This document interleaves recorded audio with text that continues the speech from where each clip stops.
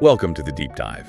We love plunging into these captivating stories, pulling out surprising details, and hopefully making some complex stuff genuinely exciting for you. Today, we're setting off on a really fascinating journey. It's all about the meticulous restoration of a really unique piece of mechanical history. Yeah, this is a good one. We're talking about a 1952 German cash register, a national cash register, as our sources sometimes call it. Right, and the source material we have for this deep dive, it's incredibly detailed. It chronicles the whole restoration process. But it's not just showing how things were done. No, it really illuminates why certain steps were absolutely crucial. You get a real sense of the logic behind it, the skill needed to, bring something like this back from the brink. Okay, let's unpack this then. Because you really have to imagine finding this thing, this artifact, in a pretty sorry state, right? Yeah. Rusted up, totally unresponsive. Completely seized. And then watching it go through this just remarkable transformation. It's a real testament to the restorer's dedication. And we get to follow that step by step. So our patient today, as it were, is this mechanical rod-operated cash register, crafted back in 1952. Yep, by a state-registered company in Augsburg, Germany. And when Yinge, that's our restorer, first got his hands on it, the outside actually looked surprisingly okay for its age. Really? Despite the internal issues? Yeah, sort of a nod to that original German craftsmanship, holding up visually, at least. But as the saying goes, looks can be deceiving. Exactly, because while the outside seemed decent enough, the machine itself was totally non-operational. Kaput. So what was wrong internally? Well, significant rust, quite a bit of damage deep inside. The cash drawer, for instance, was jammed shut, couldn't open it. Okay. And the main handle, the crank, it wouldn't budge either, just completely stuck. So clear signs it needed a complete overhaul, a full restoration. Right. And the very first step in this whole process was surprisingly simple, but it immediately gave something away. What was that? Yinge just took off the bottom cover, and it's like peeling back layers of time almost, because tucked right inside. Ah, the documents. Exactly. 2 hidden documents. The machine's original production registration info and its service warranty terms. Its whole identity basically just sitting there. That's amazing. And Yin, the artisan leading this whole thing, following his process, it really does unveil what the restoration notes call the romance of the mechanical era. Romance of the mechanical era. I like that. It's this deep appreciation for how these incredibly complex devices were thought up, engineered, built long before microchips, often just relying purely on intricate mechanical ideas. What's really striking, actually, when you dig into the mechanics, is how similar the core structure of this cash register is to an old Soviet calculator Yinge had worked on before. Oh, that's right. I remember that one. Both were purely on this complex network of internal rods and levers, right? Totally. To do all their calculations, completely free of any electrical parts. They were, for their time, they were these little marvels of efficient analog computing. Exactly. Though, while the underlying mechanics were similar, their actual functions were quite different. Yes. Well, that Soviet calculator, it could handle complex stuff, multiplication, division. This cash register, though, it was focused more on the basic needs of a business. So, accurate addition and subtraction. But not just adding and subtracting. Oh, definitely not. It was designed with a whole suite of practical functions specifically tailored for retail. It was much more than just a simple adding machine.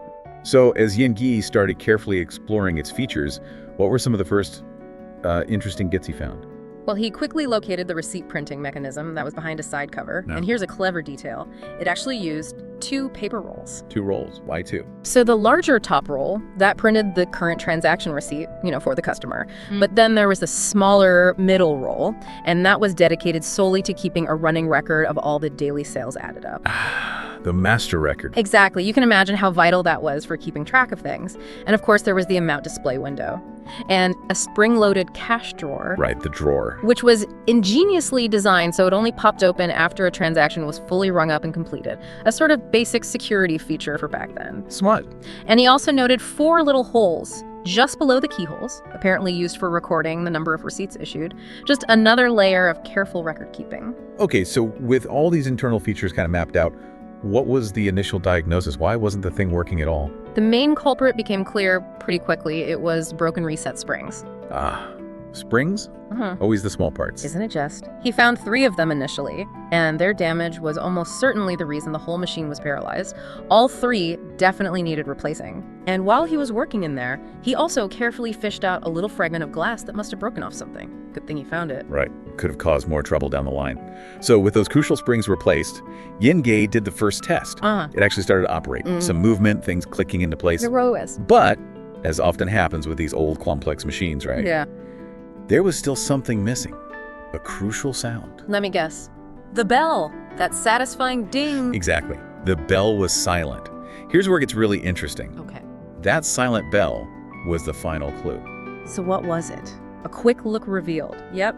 Another tiny but absolutely essential reset spring was missing, just completely gone. Wow. So a fourth one. A fourth one.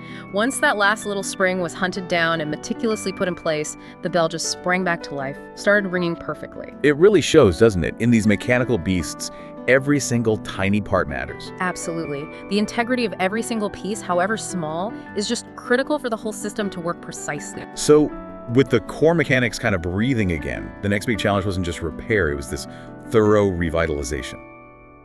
How did Yingge tackle the massive cleaning job?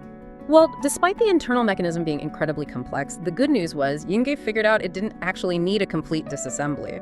Which, saved a huge amount of time and potential risks. It's lucky. Very. So the main work focused on the external bits and making sure that core functionality was thoroughly cleaned and sort of tuned up. Okay, so how did he clean the different parts? For the tiny screws, for instance, he used rust remover first, then an ultrasonic cleaner. Ultrasonic, how does that work? It uses high-frequency sound waves in a cleaning solution.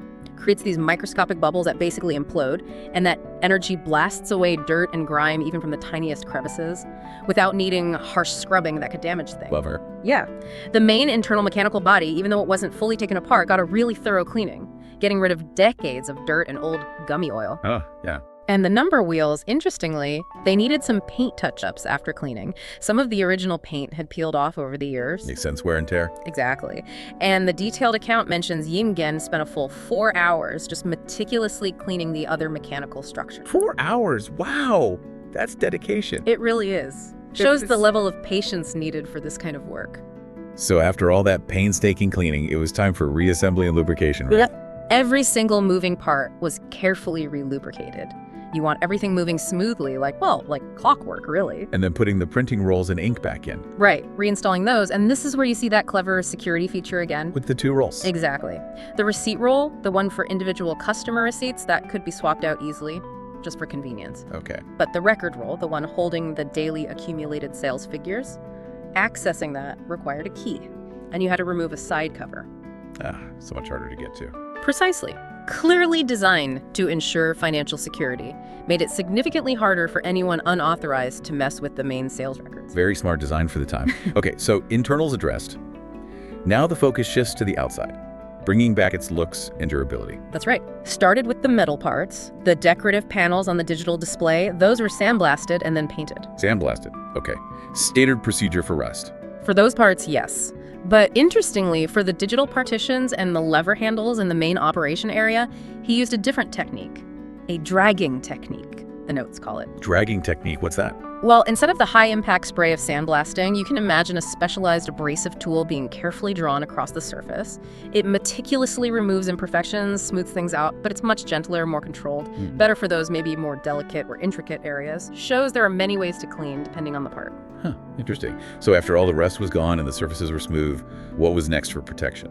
Powder coating, that was applied for, enhanced durability and a really high-quality finish. It's a very tough coating. Helps ensure those metal bits can stand the test of time again. Right. And then there was the wooden base. Yeah. That needed some serious work too, I imagine. Oh yeah, extensive restoration there. Yingen started with a scraper tool to get rid of surface rust, surprisingly enough, on the wood maybe from adjacent metal parts. Then he applied wax. Wax for cleaning. Yeah, to thoroughly remove any residual old paint and really smooth out the overall surface. Then any actual cracks or broken bits, those were meticulously repaired using wood glue. Okay, standard wood repair. Right. And other blemishes, like dents or holes, were filled with epoxy resin. Once that cured, it was carefully sanded smooth, blending it in. And then paint. Finally, yes. A dark protective paint was applied, but only to the exterior of the wooden base. The inside was left as original wood, preserving that while the outside got the protection. Nice touch. So once the base was restored, time to put it back together. Exactly. Reassembling the base, putting back the metal fasteners for the cash drawer, installing the bell mechanism into it, piece by painstaking piece. In the main exterior metal case parts, what was their final treatment? A pretty robust process. First, they were sandblasted again, but this time with black corundum. Black corundum, that sounds serious. It is. It's a very hard, very angular abrasive. Creates an excellent surface for paint to really grip onto. Okay. Then they got a coat of orange-red anti-rust primer, essential barrier against future corrosion. Right. After that dried, the final coat went on, a dark gray hammer effect paint, chosen specifically to be similar in color to the newly painted wooden base. Hammer effect paint, what's special about that? It's pretty unique. It creates this textured, sort of mottled finish, looks a bit like hammered metal, hence the name. But beyond the distinctive look, it has really strong adhesion, excellent anti-corrosion properties, and it's highly resistant to wear and tear. Really adds to the machine's restored longevity. Sounds like a good choice. And the final touches on the outside. The authentic front and rear logo stickers were carefully applied. That really brings back the original 1952 look. Makes a big difference visually. I bet. And the display windows needed attention too. They clearly show the old German currency units Mark and Pfennig. Right, from before the euro. Exactly. New glass pieces had to be precisely cut and installed there, completing that visual restoration.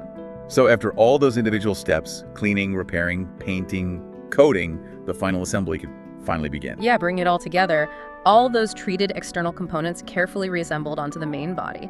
Piece by piece, you see the machine becoming whole again, looking historically accurate. Amazing. And now that the physical restoration is done, what's really fascinating here is digging into what this machine could actually do. It was so much more than just basic addition. Right, it wasn't just a simple adding machine. Not at all. It was a remarkably sophisticated tool for commerce back in its day.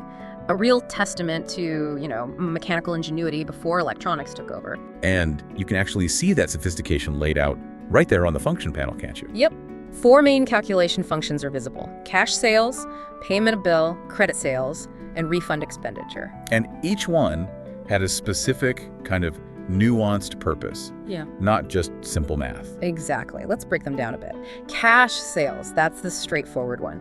Your standard cash transaction. It records the sale, prints a receipt for the customer, and crucially, pops open the cash drawer. Okay, standard. But then it gets more interesting with payment of bill and credit sales. These two functions, they typically work together. They formed a kind of robust mini accounting system. How did that work? Think of credit sales as like generating a record for a transaction that wasn't paid for immediately. It's essentially logging the start of a debt. Okay, like putting something on a tab. Exactly. Yeah. And payment of bill, that was the function used when that debt was settled, the end of it. Our source gives a great example. Yeah. Imagine being at a hotel back then, charging something to your room. That's a credit sale logged by the register. Then, when you check out and go to the front desk to pay your whole bill, that transaction would be processed using the payment of bill function. I see. Clever way to track receivables mechanically. And the last one? Refund expenditure. Pretty self-explanatory, that one. Used for processing returns, giving money back to a customer, or maybe logging small business expenses paid out from the till. And all of this information, Yeah. every transaction type. Every single one, yeah. All that generated transaction info, whether it was cash, credit, payment, refund, it was meticulously recorded onto that master bill roll we talked about earlier. The secure one. Yeah. The one you needed the key for. That's the one. If you kind of connect this to the bigger picture, it really shows how these purely mechanical marvels supported pretty complex business operations, all without a single watt of electricity. It's amazing, really. It is. They weren't just basic calculators. They were these integrated financial management tools, helping businesses track sales, manage credit, ensure security, all with surprising efficiency for the tech available. It really makes you pause and appreciate the sheer ingenuity of that mechanical era. Absolutely. And with that, I suppose our deep dive comes towards its close. The final step mentioned is attaching the hand crank. That signifies the full completion, right? The restoration of this 1952 German mechanical cash register is done. A beautiful blend of, I guess, art and engineering. So what does this all mean for us today, looking back? Well, when you see the before and after the transformation, it's truly remarkable. You have to consider the amount of dedication, the specialized skill that goes into something like this, and we can confirm the machine is now fully functional again. It operates just as it would have, decades ago, which I think raises a really important question. Which is, consider how machines, just like this one, despite being purely mechanical, no chips, no software, how they actually laid the groundwork for our modern financial systems, for data recording. What does that tell us about the ingenuity of the past? And maybe how much forgotten brilliance like this still exists out there, just waiting for a passionate expert, someone like Ian Gay, to painstakingly bring it back to life. Makes you wonder what else is out there.